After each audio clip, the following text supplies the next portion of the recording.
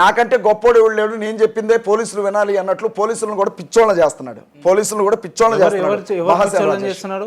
మీలాంటి పాస్టర్లు జనాలను పిచ్చోళ్ళు చేస్తున్నారు. మీలాంటి పాస్టర్లు చేస్తున్నారు. మొదటి రోజు యాక్సిడెంట్ అని చెప్పి ప్రవీణ్ పగడాల అనే వ్యక్తి చచ్చిపోతే ఆ వ్యక్తి మీద మాట్లాడకుండా, ఇన్సిడెంట్ మీద మాట్లాడకుండా మీరు వ్యక్తిగత పరస్పర వివాదాలకు తావివ్వడం ఏంటి? ప్రవీణ్ పగడాల గారి గురించి మాత్రమే సంబంధం అండి, అజయ్ బాబు గారికి ఏం సంబంధం అండి? ఆ మాట మీరు రాజేష్ మహాసేన అజయ్ బాబు గారికి సంబంధం? మీ మిత్రుడు రాజేష్ మహాసేన అడగాలి. మీరిద్దరు ఒకరి మీద ఒకరు కంప్లైంట్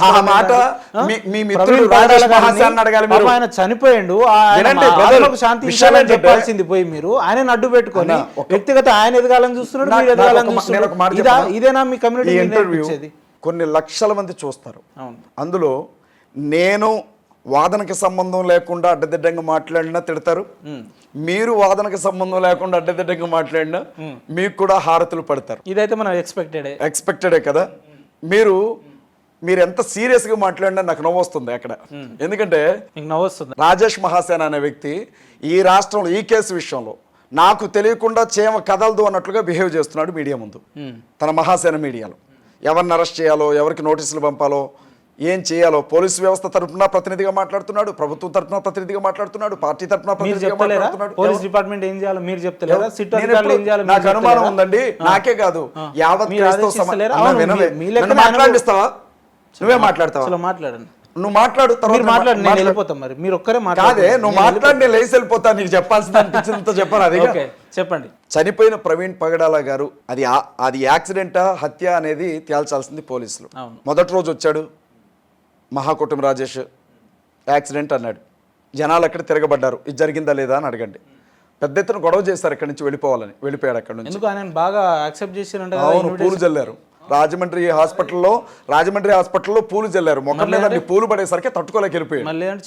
చెప్పులు జల్లారు. ఏం జల్లారు అడగండి ఆయన. ఆడేం జరిగిందో అడగండి. రాజేష్ మహాసేన క్షమాపణ చెప్పాల్సిందని వీడియోలు వచ్చినాయా లేవా అని అడగండి. నేను బట్ల రెండో రోజు నారా లోకేష్ గారు ఇది ప్రాథమికంగా మాకు పోలీసులు చెప్పిన వివరాలను బట్టి యాక్సిడెంటే అని చెప్పారు.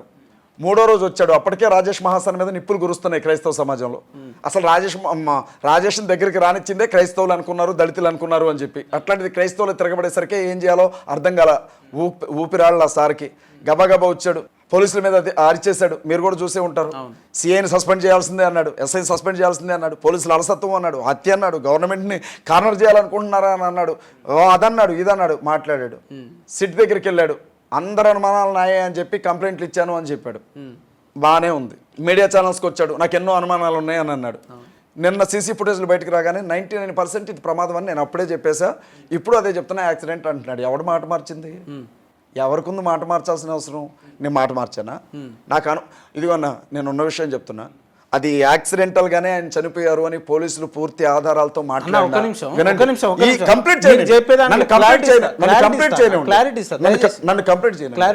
సరే.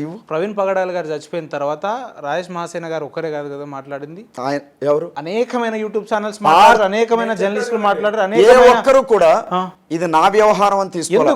ఒక్క మహాసేన మాట్లాడితేనే మీకు వచ్చే ఇబ్బంది ఏంటంటున్నా. చాలా మంది మాట్లాడారు కదా, చాలా మంది టార్గెట్ చేస్తున్నాడు.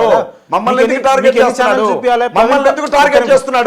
అజయ్ బాబుని ఎందుకు టార్గెట్ చేస్తాడు? ప్రవీణ్ గారిని వ్యతిరేకంగా చూపిస్తున్నా ఎన్ని ఛానల్ లిస్ట్ చెప్పారు మీకు? అజయ్ బాబు వ్యతిరేకంగా ఉన్న ఎన్ని ఛానల్? మీరు ఎందుకు తెలుగుదేశం పార్టీ అధికార ప్రతినిధిగా మాట్లాడా? క్రైస్తవ్యంలోనికి జొరబడి క్రైస్తవుల్ని తప్పుదారి పట్టించే విధంగా మాట్లాడాడు. ఇప్పుడు మీరు కూడా మాస్టర్ లెక్క మాట్లాడుతున్నారా? సమన్వయకర్త కాంగ్రెస్ పార్టీ ప్రచార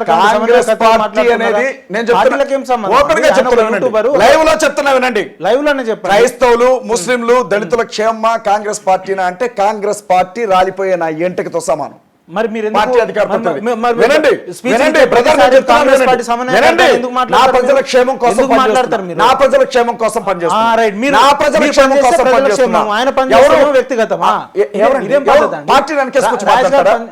నారా లోకేష్ కోసం మాట్లాడతాడా? చంద్రబాబు నాయుడు కోసం మాట్లాడుతున్నాడా? బీజేపీ కోసం మాట్లాడుతున్నాడా? రేవంత్ రెడ్డి ఎవరండి మధ్యలో? రేవంత్ రెడ్డి ఎవరండి? చనిపోయింది ప్రవీణ్ పగడాల గారు. ఎట్లా చెప్పుకుంటారు? ప్రజల కోసం మాట్లాడుతున్నాను ఎందుకు చెప్తారు మీరు అట్లా? ఎందుకు చెప్తారు? ఈ రోజు వరకు కూడా అవసరం ఏముంది?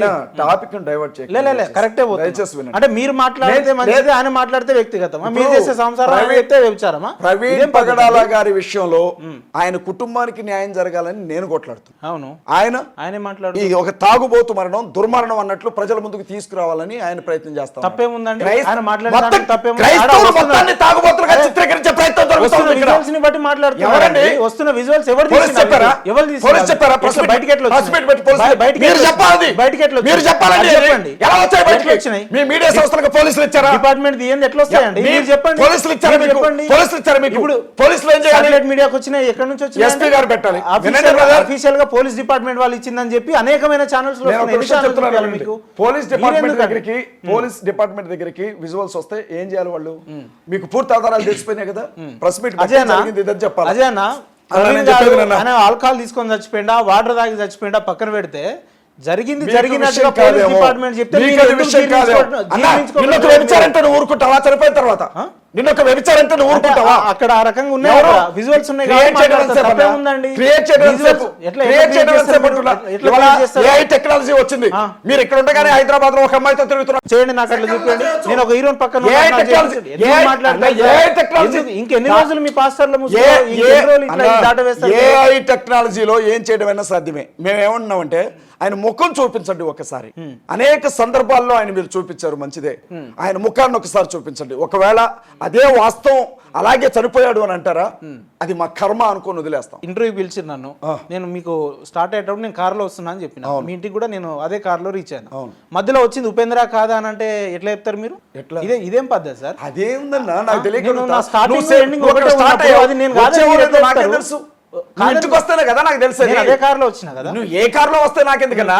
నువ్వు వస్తున్నానని ఆ మనిషి బుల్లెట్ లో వెళ్తాడు, ఒక విషయం మాస్క్ వేసుకుంటాడు, హెల్మెట్ వేసుకుంటాడు, అదే బైక్ ఉంటది, అదే లగేజ్ ఉంటది, అదే అన్ని ఉంటది. మళ్ళీ ఆ వ్యక్తి కాదని మీరు ఎట్లా చెప్తున్నారు? అసలు ఎట్లా మాట్లాడుతున్నారు? నిజాలు మాట్లాడుతున్నామన్నా. నిజాలు కాదు, నేను చెప్పేది వినండి. మీరు ప్రవీణ్ పగడాల గారిని ఒక త్రాగుబోతులాగా చిత్రీకరించే ప్రయత్నం ఆంధ్ర ప్రభుత్వం చేస్తుంది. జరిగిందో చూపిస్తుంది. ఎవరు ఏం జరిగిందో చూపిస్తుంది. వివరాలని మీకు తెలుసు అన్న, వినన్నా, వివరాలని మీకు తెలుసు. మీరే ఎస్పీ గారు, ఐజీ గారు ప్రెస్ మీట్ పెట్టి చెప్పేసేయండి.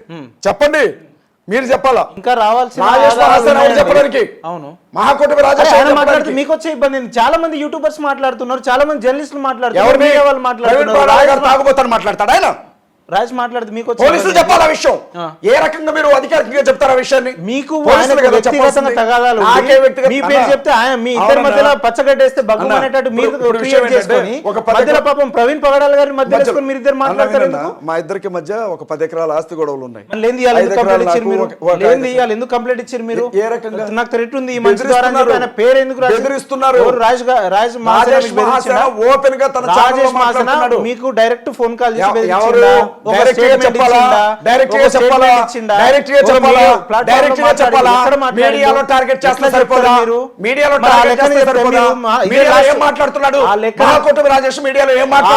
మీరు చూస్తే ఇదే నా ఇంటర్వ్యూలో మీరు ఏమన్నారు? హిందువుల్ని నరికేస్తా, జై శ్రీరామ్ అని ఎట్లా అంటే అది ఇదని అన్నారు. చెప్తే అయితే మీ ఛానల్లో హిందువులు నరికేస్తా అని నేను అన్నమాట చూపించండి. ఎప్పటికిప్పుడు హిందువులను నరికేస్తా అని నేను అనుంటే అవును, ఎప్పటికిప్పుడు మీ కాళ్ళు పట్టుకుంటాను. నేను హిందువులను నరికేస్తాను స్టేట్మెంట్ ఇచ్చినంత మాత్రాన అవుతుందా అంటున్నా. రాజ్ మహాసేన గారు చెప్పిన దాన్ని పట్టుకొని ఎట్లా మాట్లాడతారు? నేను ఒక విషయం చెప్తున్నా, టాపిక్ దయచేసి డైవర్ట్ చేయకండి. తప్పు వినే వాళ్ళకి 100 మంది కాదు, లక్షల మంది వింటున్నారు, వాళ్ళకి ఉపయోగపడే విషయం చెప్తున్నాను. ఇప్పుడు కులంకుల్లా చెప్పాలా అజయనా? నా మనసులో చెప్పాలి. ప్రవీణ్ పగడాల గారి మరణాన్ని అడ్డేసుకొని వ్యక్తిగతంగా ఎదగాలని చూస్తున్నారు. ఎవరు? ఎదగాలని చూస్తున్నా. నేను ఎమ్మెల్యేకి పోటీ చేస్తాను. వినండి అన్న, నేను ఎంతకాలం కొట్లాడింది. షఫీ గారు ఎట్లా వచ్చిరండి అక్కడికి? ఎవరు తీసుకొచ్చిరా? మనిషి కాబట్టి ఎవరు తీసుకొచ్చిరా? మనిషి కాబట్టి ఎవరిని కన్సల్ట్ అయ్యి వచ్చింది ఆయన. మీరు తీసుకొచ్చి మీ ఇద్దరు మతాల మధ్యలో మీరు మాట్లాడితే. షఫీ గారి నంబర్ మీ దగ్గర ఉందా? ఉంది, మా దగ్గర ఉంది. ఫోన్ చేయండి. మిమ్మల్ని ఎవరు రమ్మన్నారు అక్కడికి? అజయ్ బాబా అని అడగండి. ఇప్పుడు లౌడ్ స్పీకర్ పెట్టండి, రికార్డ్ చేయండి. దయచేసి ప్రేక్షకులందరూ కూడా అన్న కాల్ చేస్తున్నారు, షఫీ గారితో మాట్లాడతాడు. అక్కడికి అజయ్ బాబే నన్ను రమ్మన్నాడు అని ఆయన చెప్తే ఇప్పుడే అన్న కాళ్ళు పట్టుకుంటాను నేను. చూడండి, మిమ్మల్ని అక్కడికి అజయ్ బాబే రమ్మన్నాడా అని అడగండి. ఆయన పిలిచింది మీరు కాదు. నేను పిలవలేదు. నా దగ్గర ఆయన నంబరే లేదు. ఇప్పటి వరకు బ్రదర్ షఫీ గారి నెంబర్ లేదు నా దగ్గర. మీరు విలువంది మీ నుదుటి మీద ముద్దు పెట్టడం ఏంది? మిమ్మల్ని హక్ చేసుకో. మనిషి కదన్నా ఆయన ఒక్కడే మనిషా? ఎవరు? మిగతా వాళ్ళు కాదు. మనిషి కష్టం చూసి తట్టుకోలేని మనుషులే అన్న. మనిషి కష్టం చూసి తట్టుకోలేని వాళ్ళు అడగండి. లిఫ్ట్ చేస్తలేడు. ఇదిగో నా సెల్ ఫోన్ మీకు ఇస్తున్నాను. నా సెల్ ఫోన్లో బ్రదర్ షఫీ నెంబర్ చూపించండి. నా సెల్ నుంచి షఫీకి నేను ఫోన్ చేసిన, షఫీ నాకు ఫోన్ చేస్తున్నా, మీ మాటకి నేను ఒప్పుకుంటా. మళ్ళీ ఒకసారి ట్రై చేయండి. షఫీ మిమ్మల్ని అజయ్ బాబు పిలిచాడా అని అడగండి. నన్ను ఇష్టపడే వాళ్ళు లక్షల మందిలో ఉన్నారు, ముస్లిం సహోదరులు లక్షల మందిలో ఉన్నారు. ఎందుకంటే ఎవరండి ఇంకా మీ శత్రువులు ఎవరు? ముస్లింలు మీ వాళ్ళే, క్రైస్టియన్స్ మీ వాళ్ళే, ఇంకా మీ శత్రువులు కూడా నా వాళ్ళే.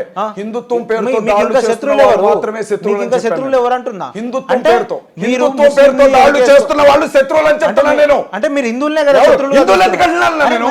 చాలా తెలుగుగా మాట్లాడకండి మీరు. ముస్లిం ఈ బజార్ లో నా ఇంటి ఎదురుగా ఉన్న వాళ్ళు హిందువులు, నా ఇంటి పక్కన ఉన్న వాళ్ళు హిందువులు, ఇటు పక్కన ఉన్న వాళ్ళు హిందువులు.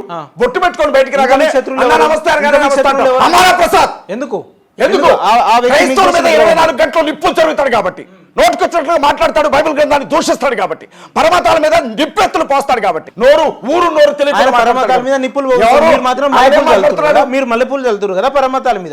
మీరు చేస్తుంది కాదండి. నీ అమ్మాని వాళ్ళంటే అయ్యగారు అంటారా? ఏమంటారు? మీరు చేస్తారు. మొదలుపెట్టింది మీరు అన్నా, మొదలుపెట్టింది వాళ్ళు. దానికి సమాధానం చెప్తున్నాం. క్రైస్తవులకి ఇంకొకరిని దూషించాల్సిన కర్మ పట్ల క్రైస్తవులు ఎప్పుడు అంతకి దిగజారరు. క్రైస్తవులకి ఆ దరిద్రం పట్ల ఒకవేళ అలా నేను చేసిన తప్పే. నిన్న మొన్న వచ్చిన బైట్స్ ఏం బైట్స్ అండి అవి? ఏం బైట్స్? ప్రవీణ్ పగడాల్ గారు చచ్చిపోతే ఒక్కొక్కరు ఏం మాట్లాడుతున్నారు? ఎవరు? ఓ బిల్లకు ఒకవైపే చూసి మా క్రైస్తవ సమాజం లేచింది, ఇక ఏ ఒక్క హిందూ బతకడు,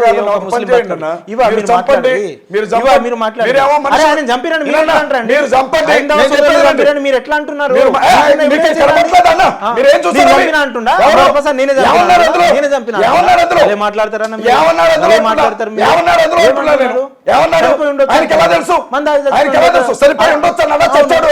స్టేట్మెంట్ కు అనుమానానికి తేడా తెలియదు మీకు. ఎలా మాట్లాడుతున్నారు మీరు? ఎలా మాట్లాడతాడు అంటున్నాను నేను. అరే పోలీసులు ఎంక్వైరీ చేయకముందు, పోస్ట్ మార్టం రిపోర్ట్ రాకముందే వీళ్ళు కన్ఫర్మేషన్ చేసి ఖచ్చితంగా అలాగే తెచ్చాడు అని చెప్తున్నారు. అంటే కన్ఫర్మేషన్ కాదు అది. కన్ఫర్మేషన్ కాదు. మళ్ళీసారి చదవండి అదేంటో. అదేంటో. షఫీని నేను పిలిచానంటారా? పిలవండి. బ్రదర్ షఫీతో నేను మొట్టమొదటిసారి ఆయన కలవడం అక్కడే, ఆయన చూడడం కూడా అక్కడే. ఇద్దరి మీద దాడులు జరుగుతున్నాయి.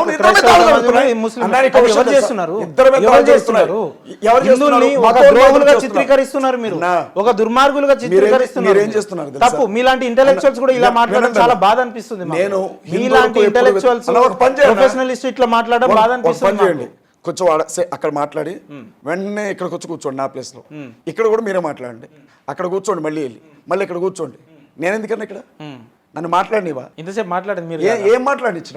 ఏం మాట్లాడించినావు? నువ్వు షఫీక్ ఫోన్ చేస్తానన్నావు, చేసావా? చేశాను కదా. లిఫ్ట్ చేయలే. మళ్ళీ చేయాలి. ఎందుకంటే ఇప్పుడు ఇది నిరూపించాలి మీరు. నేను నిరూపిస్తా. ఇది అజయ్ బాబు పిలిస్తే వచ్చాడంట, నిజమేనా మీరు అని అడగండి. మిమ్మల్ని ఎవరు పిలిచారు అని అడగండి. ఆయన లిఫ్ట్ చేయకపోతే నేను ఒక అబద్ధపు స్టేట్మెంట్ అది. అబద్ధమని మీరు మాధ్యమాల్లో అదే వస్తుంది కాదన్నా. అసలు షఫీ గారు అక్కడికి వచ్చాడన్న విషయమే తెలియదు నాకు. మొదట వికేఆర్ గారిని కలిసారట. వినండి, సరే ఆఫ్ చేయండి. మొదట వికేఆర్ గారిని కలిసారట. ఇంటికి పంపిస్తారా? విజయప్రసాద్ రెడ్డి గారిని కలిసారట. మిగతా వాళ్ళని కలిసారట. మట్టి ప్రసాద్ అని ఉంటాడు కదా, మా సిఎండిఎఫ్ తెలంగాణ మట్టి ప్రసాద్ ఎవరు ఉంటాడు కదా, మా సిఎండిఎఫ్ అధ్యక్షులు. మీకు చెప్తున్నాను, మా సిఎండిఎఫ్ అధ్యక్షులు నా తోబుట్టు కంటే ఎక్కువ. ఆయన చూసాడట షఫీ గారు వచ్చిన విషయం చూసి, అన్న అజయ్ అన్న ఇక్కడ ఉన్నారన్న, ఒకసారి కలవండి అని చెప్పి ఆయన చూసి మీకు మా అమ్మ మీద ఒట్టన్నా. నేను ప్రాణం కంటే ఎక్కువగా నమ్మే బైబిల్ మీద ఒట్టు, యేసు ప్రభు. ఆయన వచ్చి ఆయన నా దగ్గరకు వచ్చే వరకు కూడా ఆయననే ఒక వ్యక్తి వచ్చాడని తెలియదు నాకు. నన్ను చూడగానే నా దగ్గరకు వచ్చాడు, నన్ను కౌగులించుకున్నాడు. ఎవరైనా ఒక వ్యక్తి దగ్గరకు వస్తే ముస్లిం సాంప్రదాయం గుడ్డలు కద్దుకుంటారు, హద్దుకొని నన్ను నుదుటి మీద ముద్దు పెట్టుకున్నారు. ముద్దు పెట్టుకుంటే కత్తితో పొడవమంటారా? నన్ను నువ్వు ముస్లింవి, నన్ను ఎందుకు ముద్దు పెట్టుకున్నావు అనమంటారా? నన్ను చంపేవాడు వచ్చి ముద్దు పెట్టుకున్నా ముద్దు. క్రిస్టియన్లు ముస్లింలు కలిసి ఎవరిని మీరు ద్రోహులుగా చిత్రీకరిస్తున్నారు అనేది నా క్వశ్చన్. మీకు అర్థం క్రైస్తవులు ముస్లింలతో పాటు అక్కడ హిందువులు కూడా ఉండాలన్నా. కానీ ఆ రోజు ఒక్క హిందువు కూడా చనిపోయిన వ్యక్తిని చూడడానికి రాలేదన్నా. ఒక్క హిందూ కూడా రాలా. ఏంటంత పగ మా మీద? ఒక్క హిందూ కూడా రాలేదన్న అక్కడికి. షఫీ గారన్నా వచ్చారు ముస్లిం సమాజం నుంచి, కానీ ఒక్క హిందూ రాలా. మీకు క్రైస్తవుల మీద అంత ప్రేమ ముస్లింల మీద అంత ప్రేమ ఉంటే రావచ్చు కదన్నా మరొక 10 మంది హిందువులు అక్కడికి, ఎందుకు రాలేదన్నా? ఎందుకు వస్తారండి? మీరేమో హిందువులే హైందవ సమాజాన్ని మొత్తాన్ని మీరే బదనాం చేస్తుంటే ఇంకెందుకు వస్తారు సార్? చెప్పనా అన్న, ఈ ఇంటర్వ్యూ చూసే వాళ్ళందరికీ మీరేం మాట్లాడుతున్నారో నేనేం మాట్లాడుతున్నారో అర్థమవుతూ ఉంటుంది. కానీ నేను చెప్తున్నా, వచ్చే కామెంట్స్ చూసి మీరు మాత్రం హర్ట్ అవ్వకండి. ఎందుకంటే మన ఇద్దరం నాకు అభిమానులే లేరు. ఎవరికి చెప్తారు సార్? నా బతుకు ఒక అభిమాన సంఘం కూడా అభిమానం లేదే మీ ఛానల్ కి 2-3 లక్షల సబ్స్క్రైబర్లు ఉన్నారా? నాకు ఎవరు అభిమానులు మీకు వ్యూస్ ఇంత వస్తాయా? ఈ రోజు మనం ఈడ కూర్చున్నాం అని అంటే ఇది ఒక నేను మీకు ఒక విషయం చెప్పనా, మీకు కష్టం అంటే నాకున్నదంతా అమ్ముకొని మీ పక్కన నిలబడే వ్యక్తిని నేను. మీకు ఏదైనా ప్రమాదం వచ్చిందనుకోండి, మీ అన్నదమ్ములు వస్తారేమో, అక్క తల్లిలు వస్తారో నేను వస్తాను. నేను చెప్తాను, క్రిస్టియన్ సమాజానికి ఏం చేసిరు, క్రైస్తవులకు ఏం చేసిరు? ఈ గొంతు ఏం చేస్తుందో ప్రతి క్రైస్తవుడికి తెలుసు, ప్రతి ముస్లింకి. ఈ రోజు ప్రవీణ్ రాజ్ చనిపోగానే ఆయన అంతమందికి సాయం చేసిన అది ఇదని మాట్లాడుతున్నారు. మీరు చెప్పడానికి మీకున్న క్రెడిబిలిటీ ఏంటంటే ఏముంది?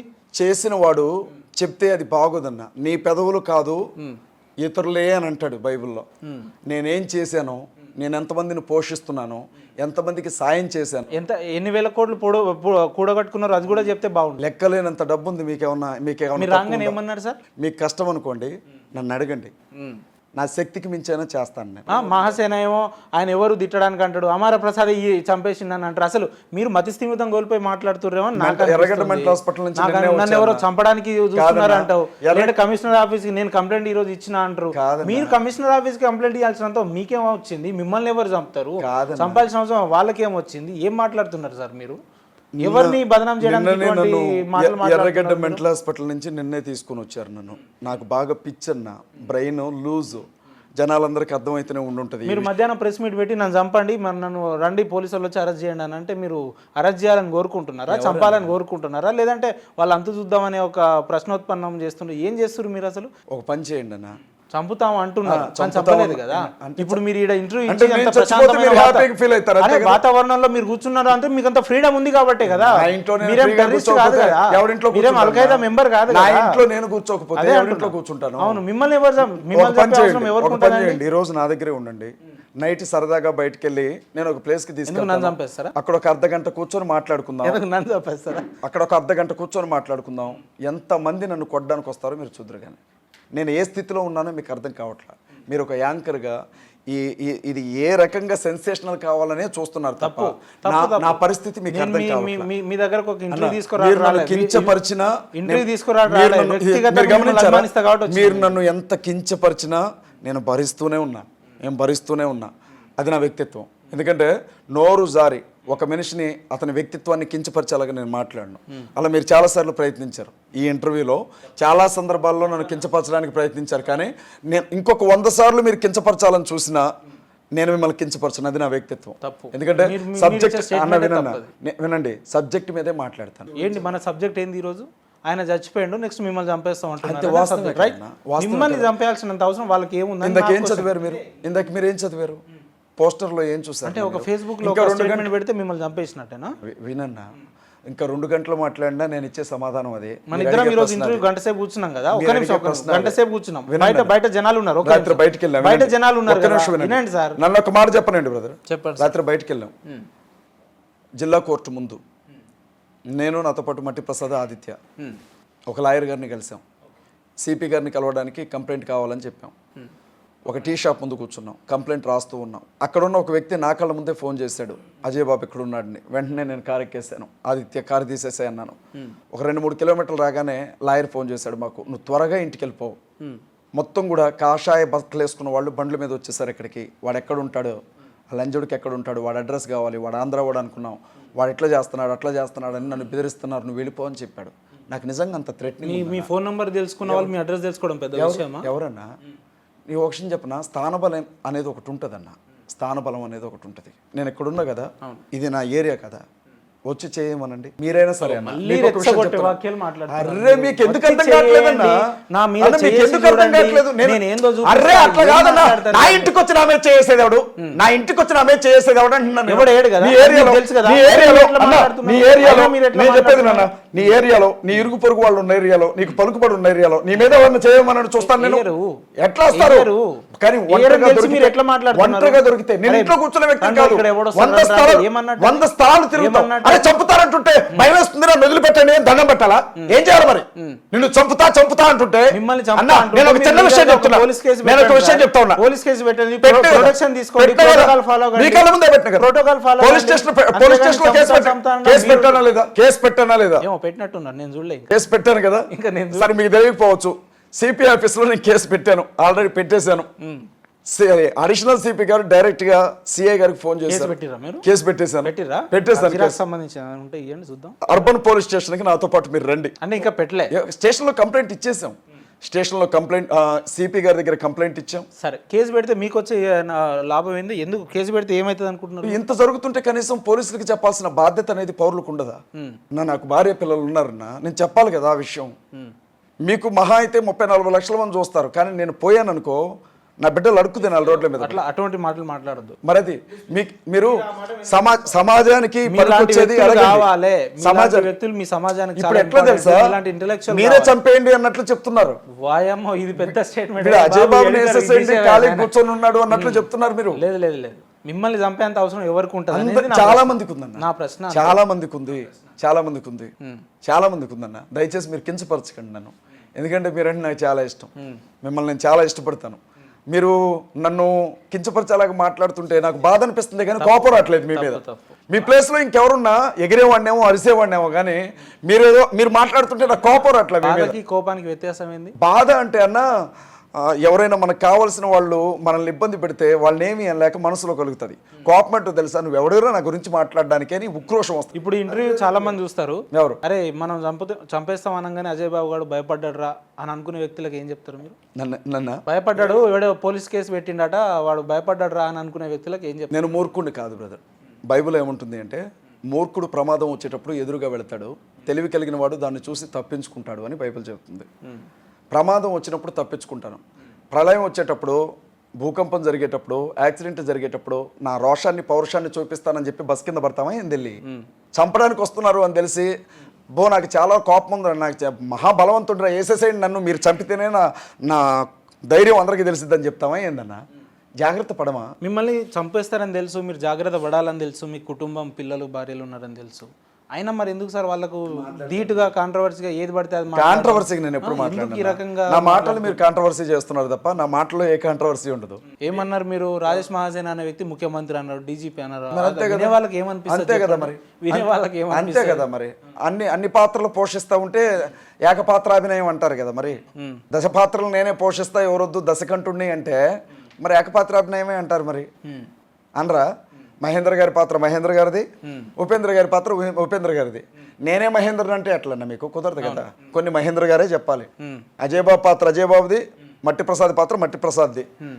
అజయ్ బాబు లాగా నేనే స్టేట్మెంట్ ఇస్తా అంటే మట్టి ప్రసాద్ కుదరదు. ఎట్లయిపోయిందంటే నన్ను చంపుతారని మీరే మాట్లాడుతున్నారు. నన్ను 100 మంది నాకు 100 మంది చెప్తున్నారు నా చంపుతాను. కమ్యూనిటీలో అజయ్ బాబు అనే వ్యక్తికి ఏదైనా అయితే లేదంటే ఏదైనా జరిగితే బాగుండదని చెప్పి మీ మతస్థులు ఎవరు మాట్లాడతలేరు. ఇది విచిత్రంగా ఉంది. క్రైస్తవులు ఎవరు మాట్లాడుతారు సార్ మీ గురించి? మీరే నోరు వెళ్ళబుచ్చుకుంటారు తప్ప ఎవరు చెప్తుండ్రు? క్రైస్తవులకి నా మీద ప్రేమ లేదు, నా మీద ఎవ్వరికి ప్రేమ లేదు. నేను చచ్చిపోయినా ప్రేమ లేని క్రైస్తవుల కోసం మీరు ఎందుకు మాట్లాడుతున్నారు? ఎందుకంటే నేను ప్రేమిస్తున్నాను వాళ్ళని, నేను ప్రేమిస్తున్నాను. నాకు పిచ్చి అన్న, క్రైస్తవులు అంటే పిచ్చి, ముస్లిమ్స్ అంటే పిచ్చి, దళితులు అంటే పిచ్చి, హిందువులన్నా పిచ్చే. నేను ఏమంటానంటే అందరం కలిసి అన్న వినండి అన్న, సరే ముందే పెడదాం. నాకు హిందువులు అంటే పిచ్చి, క్రైస్తవులు అంటే పిచ్చి, ఇన్నిసార్లు పిచ్చి అన్న నన్ను ఎర్రగడ్డకు పంపారు, ఇష్టం బాగా. నేను ఏమంటానంటే అందరం కలిసిమెలిసి బ్రతుకుదాం, మా మానాన్ని మమ్మల్ని బతకనివ్వండి, మమ్మల్ని చంపకండి అని అడుగుతున్నాను. చంపేస్తారని అయితే ఫిక్స్ అయ్యారు. ఎవరు చంపరేండి అన్న? ఒకవేళ నా తలరాత అదే అయితే మీరేమైనా మారుస్తారా? నా తలరాత అదే అనుకున్నా, మీరు ఏమైనా ఆపగలరా, మార్చగలరా? ఒక మనిషిని చంపడం అంత సులభం అంటారా? అంత సులభంగా చంపేస్తారు ఒక మనిషిని? పేరు మోసిన పెద్ద పెద్ద చక్రవర్తులనే చంపి పక్కన పడుకోబెట్టారు. నేను ఎంతన్నా కోనికిస్క గొట్టంగాన్ని, నేను ఎంతన్నా? మీరు కాంట్రవర్సీగా మాట్లాడడం దేనికి? చంపేదాకా నేను మళ్ళీ చెప్తున్నా, నేను కాంట్రవర్సీగా మాట్లాడను. నా మాటలు మీరు కాంట్రవర్సీ చేస్తారు. హైందవ సోదరులు వస్తే మీరు యాక్సెప్ట్ చేస్తారు? ఎవరు? మా ఇంటికి పిలవండి, భోజనం పెడతాను. హిందువులను రాధా మనోహర్ దాస్ గారు వస్తే రమ్మనండి. రాధా మనోహర్ దాస్, అమార ప్రసాద్, కరుణాకర్ సుగుణ, లలిత్ కుమార్ని మా ఇంటికి రమ్మనండి. కోడి కోసి అన్నం పెట్టి పంపిస్తాను. ఈ మాట కోసం నేను ఎదురు చూస్తున్నాను. మా ఇంటికి రమ్మనండి. లలిత్ కుమార్ వస్తే కోడి మాసం పోసి, ఇంకా కోడి మాసం కోసి ఇనన్న కోడిని కోసి వాళ్ళు తినే అన్నం పెట్టి, వాళ్ళు తాగుతానంటే మందు తెప్పించి పోసి, వాళ్ళని మంచిగా చూసి ఏగ వాలకుండా వాళ్ళని ఇంకా మీ ఏగ సమస్యలు ఎక్కడ ఉన్నట్టు? కానీ వాళ్ళు అట్లా అనుకోవట్లేదే. యాడు దొరికితే బాగుండని వాళ్ళు అంటున్నారు. వాళ్ళ ఆలోచనకి నా ఆలోచనకి తేడా లేదు. రాధా మనోహర్ దాస్ గారు కూడా ఇదే. రాధా మనోహర్ దాస్ అజయ్ బాబు గారు మా ఇంటికి వస్తే నేను భోజనం పెడతా అంటాడు ఆయన. రాధా మనోహర్ దాస్ నా ఇంటికి రావాల్సిన అవసరం కూడా లేదు. నాకు ఒక ఫోన్ చేసి, అజయ్ బాబు నేను నీ దగ్గరకు వస్తాను, మన ఇద్దరం మాట్లాడుకుందామయ్యా అని ఒక మాట అనమనండి. మాట్లాడతారా? కడుపు నిండా అన్నం పెట్టి ఈ మాట రాధా గారితో ఆయనతో చెప్పించండి. ఇప్పుడేం మీరు అడగాల్సిన అవసరం లేదు, ఆయనతోనే చెప్పించండి. కడుపు నిండా అన్నం పెట్టి పంపిస్తాను. ఒక వీడియో స్టేట్మెంట్ ఉంటే సరిపోతుంది. అంటే అంత ఛాలెంజింగ్ ఎట్లా చెప్తారు? అయితే నేనేమంటున్నాను చేయడానికి అనుకుంటారా? వినండి, చేయరని కాదన్నా, చేయరని కాదు. నన్ను గుండెలకు అద్దుకోవాలి అంటే క్రైస్తవ్యాన్ని గుండెలకు అద్దుకోవడమే. అంత ధైర్యం వాళ్ళకుంటే రమ్మనండి, అంత ప్రేమ వాళ్ళకుంటే రమ్మనండి. నేను గుండెలకు అద్దుకుంటాను హిందుత్వాన్ని. హమారా ప్రసాద్ని కూడా ప్రేమతో కౌగిలించుకుంటాను. నేను నాకే కోపం లేదన్న ఏమంటారు నోటికి వచ్చినట్లుగా మాట్లాడినప్పుడు సమాధానం చెప్పాలి కదన్నా. చెప్పకపోతే ఎట్లా అన్న? మీరు ఫీల్ అవునంటే ఒక మాట చెప్పాలా? మీలాంటి పాస్టర్లను చూసి లేదంటే చెడిపోతున్నారు కదన్నా. వినండి అన్న, వినండి. ముస్లిం మత పెద్దల్ని చూసి లేదంటే మా మతమే గొప్ప అని రోజు మీడియాల ముందు గొంతు చించుకుంటున్నటువంటి రాధా మనోహర్ కానీ ఇట్లా మా మత పెద్దలు కానీ వీళ్ళని చూసి సమాజం చేదరించుకుంటుందన్న. ఎంతసేపు మతాన్ని కులాన్ని అడ్డం పెట్టుకొని మతాన్ని అడ్డం పెట్టుకొని వీళ్ళని మానవులు అసలు మిమ్మల్ని మీలాంటి వాళ్ళ పేర్లు తీస్తే చించుకుంటారు. మీరంటే మీరు కదా అందరినీ. నేను ఒక విషయం చెప్తాను, నేను ఎక్కడ ఉన్నాను మనుషులమని మీరు మర్చిపోయి నేను క్రిస్టియన్ అని మీరు అంటారు, నేను హిందూ అని ఆయన అంటారు, నేను ముస్లిం అని ఆయన అంటారు. ఏమొస్తుంది? నేను ఇలాగే కూర్చొని ఉన్నాను. ఏమొస్తుంది మీకు? నా భార్య నేను కూర్చొని ఉన్నాను. అనుకోకుండా ఒక రోజు నాతో పాటు చదువుకున్న ఒక అమ్మాయి, హిందూ ఆవిడ, మళ్ళీ హిందూ దయచేసి చాలా కాలం తర్వాత మాకు కాల్ చేసి, నా భార్య స్నేహితురాలు ఇంటికి వచ్చింది తన భర్తను తీసుకుని. ఏంటమ్మా అని అడిగితే, నా ఇల్లు తాకట్లో ఉంది, నా తల్లిదండ్రులు నన్ను ఇంట్లోంచి వెళ్ళిపోమన్నారు, నా పరిస్థితి బాగాలేదు అజయ్, నాకు ఏమైనా సాయం చేస్తావంటే 50,000 రూపాయలు ఇంట్లో డబ్బులు ఇచ్చి, ఇంటి పట్టాలు ఇడిపించి, అప్పులు కట్టి, నువ్వు సంతోషంగా ఉండి తల్లి అని పంపించాము మేము. ఇట్లాంటివి ఇన్ని ఉన్నాయి నా లైఫ్లో. అన్నా నేనేం చేస్తానో తీసుకున్న వాళ్ళకి తెలుసు. నా పక్కన తిరిగే వాళ్ళని అడిగి చూడండి, నా సాయం పొందిన వాళ్ళు. మీరు ఏమన్నా తెలుసా, అజయ్ బాబు ఎలాంటోడు అని అడిగి చూడండి. అన్న ఆయన తినే ముద్ద తీసి పెడతాడు అని చెప్తారు. నేను మతాన్ని చూడండి అన్న. నా కొట్లాట ఎక్కడ అనంటే, మమ్మల్ని కూడా మనుషుల్లాగా చూడండి, మమ్మల్ని కూడా బ్రతకనివ్వండి. సామాజిక వర్గం మొత్తం కూడా ఇబ్బంది పడుతుంది. దయచేసి ఇలాంటి ఈ పరిస్థితులు వద్దు, మనం కలిసి ఉందామని చెప్పడం కోసమే నా ఆలోచన తప్ప. ఎన్ని రోజులు ఈ మత ఘర్షణలు, ఇంకెన్ని రోజులు ఈ లొల్లిలు? నేను మొదలు పెడితే నేను ఆఫ్ చేస్తున్నా అని చెప్తున్నా. ఈ రోజు నుంచి నేను ఒక్క వీడియో కూడా పెట్టను, వాళ్ళని ఆపమనండి. ఒక్క వీడియో ఆ ఛాలెంజ్ CMDF ఛానల్లో నేను చెప్తున్నాను. ఇక నా వీడియోలు ఏవి మతానికి సంబంధించినవి రావు. కానీ ఒక్క మాట చెప్పించండి, మేము ఎవరు మాట్లాడమని వాళ్ళతో చెప్పలేము. మీలో వచ్చిన మార్పు కూడా వాళ్ళు మార్పు అంటారు ఏంటన్నా? వాడు రెచ్చగొడతా ఉంటే సమాధానం చెప్పకుండా ఎలా ఉంటావన్నా? అన్న నువ్వు పెద్ద దొంగవన్నా, నా ఇంట్లో 50,000 ఎత్తుకెళ్ళావని అంటే నువ్వు ఆన్సర్ చెప్పవు అన్న. నువ్వు ఆన్సర్ ఎత్తుకు చెప్తున్నావు వాడు అనగానే అని అంటే, వాడు అంటున్నాడు కాబట్టి ఆన్సర్ చెప్పాలి. మరి అక్కడ చెప్పాల్సిన పరిస్థితిలో ఉండి చెబుతున్నావు, మాకు దిక్కులేక చెప్తున్నాం మేము. నువ్వెందుకు చెప్తున్నావు అంటే ఎట్లన్నా? ఆడు కొట్టిండు కానీ నువ్వు ఎందుకు కలిసావు అన్నట్టుంది. సాధిస్తారండి ఈరోజు? ఏం సాధించాలి? సమాజం ఒక గొప్ప వ్యక్తిని పోగొట్టుకున్నది, పెద్ద దిక్కును పోగొట్టుకున్నారు, కుడి భుజాన్ని పోగొట్టుకున్నారు. మీరు ఏం ఇప్పుడు క్రైస్తవ సమాజం అంతా కూడా దీనమైన పరిస్థితులలో ఉంది, బాధలో ఉంది, కష్టాల్లో ఉంది. ఇటువంటి పరిస్థితులు చూసినా కూడా మారకపోతే మీరు సమాజానికి ఏం చెప్తున్నారు? మీరు అసలు ఏం మాట్లాడుతుండ్రన్నా? LLB చదువుకున్నా నేను, పడాల రామారి లా కాలేజ్లో. ఇంత చక్కగా మాట్లాడతా. నేను 2-3 సబ్జెక్టులు ఆగినోడిని కాదు, అడ్వకేట్ని. నేను నల్లకోట వేసుకొని కోర్టులో నిలబడ్డాను అనుకో, అద్భుతంగా కేసులు వాదించుకోగలుగుతా. ఏ కేసు అయినా వాదించుకోగలుగుతా. చట్టాల మీద గ్రిప్ ఉన్నటువంటి వ్యక్తిని నేను. నేను బతకడానికి కొద్దో గొప్ప ఉన్నది నాకు. నాకేం అవసరం అన్నా ఇవన్నీ కూడా. పోనీ ఎవరినైనా అజయ్ బాబు ఇట్లా మాట్లాడుతున్నాడు కదా, అజయ్ బాబుకి ఎవరినో 10,000 పంపించారా, నాకు ఆ స్క్రీన్ షాట్ పంపండి నాకు అని అడిగి చూడండి, అడగండి ఓపెన్గా. ఎవరి దగ్గర లేవు అట్లా. ఎవరన్నా నేను 10 మందికి సాయం చేయకపోతే చాలు అన్న. 6 నెలలు అవుతుందన్న నేను ఒక టచ్ స్క్రీన్ టీవీ కొనుక్కోవాలని ఆశపడి 1,76,000 ఎంతో చెప్పారు. చెప్తే EMI కట్టుకోవాలంటే నాకు ఇంటి మీద లోన్ ఉందన్న, 25,000 ప్రతి నెల 5వ తారీఖు లోపు కట్టాలి. నేను ఇంటి మీద లోన్ ఉంది, వేరే దాదాపు 25 లక్షల వరకు అప్పు ఉంది. అవి కట్టుకోవడానికి వడ్డీలకి నాకు వచ్చే ఇంట్రెంట్లు అవి సరిపోవట్లేదు నాకు. లేకపోతే వెళ్ళి కొనుక్కొచ్చుకునేవాడిని, అది పెద్ద విషయం కాదు. నా సంఘాలు 2 సంఘాల మీద నాకు 1,000 రూపాయలు రాదన్న వారానికి కానుక. నేను ఎన్ని ఇబ్బందులు ఇప్పటికీ కూడా నా అన్నదమ్ముల దగ్గర తీసుకుంటాను నేను, అన్న నాకు ఇది కావాలన్నా అది కావాలన్నా అని. నా స్థితి అదన్నా, నేను డబ్బు కోసం చేయట్లేదన్నా. చాలామంది పేరు కోసమో పలుకుబడి కోసమో చేస్తున్నారు అనుకుంటారు. నాకు తెలియదన్నా, మీకు తెలియదా నా గురించి నేనే ఏంటి మరి అంతిమ లక్ష్యం ఏంటి? మీరు ఒకటన్నా అందరూ బాగుండాలన్నా, మతపరమైనటువంటి గొడవలు వద్దు, ఎవరి పని వాళ్ళు చేసుకొని ఎవరి దేవుడిని వాడిని ప్రశాంతంగా కొలుసుకొని ఇస్తే చాలు. నేను అడిగేది అదే. ఆ రోజు నేను అసలు వీడియో చేయనన్నా, నా ఛానల్ కూడా డిలీట్ చేస్తాను నేను. వ్యక్తిగతంగా ఒక మాట మీ ఇంటర్వ్యూ చూసిన తర్వాత కొన్ని ఆధారాలతో సహా చూపించారు మీరు. హైందవ సమాజంలో ఉన్న సోదర సోదరిమణులకు ఇటువంటి దుర్మార్గులను పెంచి పోషిస్తున్నావు అని అనిపిస్తుంది. నిజంగా చెప్పరాని మాటలు అవి, చెప్పరాని చదవరాని మెసేజ్లు అవి. ఏం సంస్కృతి సాంప్రదాయాలు ఏడ మంట కలిసిపోయినాయి, ఏ కాలగర్భంలో కలిపేసిర్రు. మనుషుల్ని మనుషులుగా చూసే రోజులు పోయి ఈరోజు వాళ్ళు ఏదో రాక్షసులు అయినట్టు, మనం ఏదో గొప్ప దేశస్తులు అయినట్టు ఏ రకమైన మెసేజ్లు పెడుతున్నారు. పొద్దున్న లేస్తే టీవీల ముంగట, స్టూడియోల ముంగట డిబేట్ల పేర్ల మీద కూర్చునే హైందవులని చెప్పుకో మనుషులు కొంతవరకన్నా సిగ్గుపడండి. ఆయన ఏం మాట్లాడుతున్నారు, మీరేం మాట్లాడుతున్నారు? ఎవరైనా ఆయన చెప్పిన దానికి ఛాలెంజ్ స్వీకరించే దమ్ము మీకు ఉందా? ఆయన ఏం మాట్లాడింది అనేది ఇంటర్వ్యూ చూసే మత పెద్దలకు ఆయన చేసిన ఛాలెంజ్ని యాక్సెప్ట్ మీరు చేస్తారా? వీడియోలు నేను రేపటి నుండి చేయను, వాళ్ళని కూడా చేయొద్దని అన్నాడు. కులాల మధ్య మతాల మధ్యలో మీరు ఘర్షణ పెట్టుకుంటా ఏం మెసేజ్లు ఇస్తున్నారండి? ఎవరైనా కూడా హిందువులు, ముస్లింలు, క్రిస్టియన్స్ అని కాకుండా దయచేసి ఒక మనిషిని మనిషిగా చూసే సంస్కృతి రావాలి, ఒక మానవుడిని మానవుడిగా చూసే సంస్కృతి రావాలి. ఇటువంటి ఇంటలెక్చువల్స్ చూసినా మనలాంటి వాళ్ళు బుద్ధి తెచ్చుకోకపోతే ఇంకా మార్పు అనేది ఎక్కడి నుంచి వస్తుంది? అనేకమైన ఇంటర్వ్యూలు చేసినాం మనం. నాకు తెలిసి అజయ్ బాబు గారు కూడా వేరే ఇంటర్వ్యూలలో చాలా విపరీతంగా హార్ష్గా మాట్లాడిన ఇంటర్వ్యూలు కూడా ఉన్నాయి. ఒక్కసారి ఆయన మాట్లాడిన ప్రతి ఒక్క పదం కూడా మీరు మిస్ అవ్వకుండా చూస్తే మీకు ఆయన ఇంటెన్షన్ ఏందో, ఆయన ఏం చెప్పదలుచుకుండో, ఆయన అంతిమ లక్ష్యం ఏందో చెప్తున్నాడు ఆయన క్లియర్ కట్గా. ఎంతసేపు మా మతాలు గొప్పవి, మా కులాలు గొప్పవి, మీ మతాలు గొప్పవి ఉంటే అవుతుండొచ్చు, కావుండొచ్చు, కానీ అవతల వారికి హింసపరిచేలాగా మాట్లాడడం ఇది ఎక్కడి నుంచి వచ్చిన సంస్కృతి ఇది? ఒకటే ఒక ప్రశ్న, వారు మాట్లాడుతున్నారు, వాళ్ళు మాట్లాడిన దానికి సమాధానం లేదు నా దగ్గర. మా మనిషి మా ప్రవీణ్ పగడాల గారు చచ్చిపోతే బీఆర్ షఫీ గారు వచ్చిర్రు, మీ హిందువుల నుంచి ఎవరు వచ్చిర్రు అని అంటున్నాడు. ఏం చెప్పాలి? అరే మానవ ధర్మాన్ని పాటించండి. ఇవన్నీ కాకుండా వదిలేసి కాంట్రవర్సీలకు తావిస్తుంటాం. మేము సంస్కృతి సాంప్రదాయాన్ని కాపాడుతున్నాం. నేను చెప్తున్నాం కదా, ఈరోజు హిందువు అని చెప్పి 3 నామాలు వేసుకొని తిరిగే ఒక్క వ్యక్తికి కూడా పురాణాల గురించి చక్కగా తెలియదు, ఇతిహాసాలు తెలియదు, వేదాలు తెలియదు, చరిత్రలు తెలియదు.